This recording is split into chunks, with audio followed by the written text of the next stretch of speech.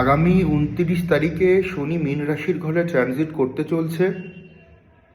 সেদিন সূর্যগ্রহণ রয়েছে, সেদিন অমাবস্যা রয়েছে, এবং এই সূর্যগ্রহণ, শনির ট্রানজিট, অমাবস্যা, এই সব কিছু নির্দেশ করে আমাদের দেশ তথা দুনিয়া একটা নেগেটিভ সময়ের মধ্য দিয়ে যেতে চলছে।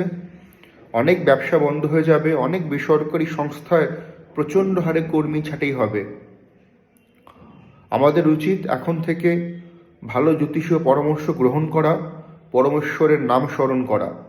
সুনামি, ভূমিকম্প, প্রাকৃতিক দুর্যোগ, ভূমিকম্প ইত্যাদি ইত্যাদি প্রাকৃতিক দুর্যোগগুলো যেগুলো রয়েছে সেগুলো কিন্তু অবশ্যইভাবে গ্রহণের পরবর্তী 3-4 মাসের মধ্যে আমরা ব্যাপকভাবে লক্ষ্য করতে পারব।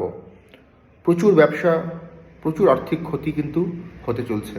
আমরা প্রত্যেকে পরমেশ্বরের কাছে কামনা করি আমরা প্রত্যেকে যেন সুস্থ সবল এবং পরিবার পরিজনদের কিনে থাকতে পারি, এবং অতি অবশ্যইভাবে আমাদের প্রত্যেকের উচিত পরমেশ্বরের নাম স্মরণ করা, গুরুজনদের প্রতি ভক্তি শ্রদ্ধা যাপন করা এবং অহংকারকে ত্যাগ করা। নমস্কার।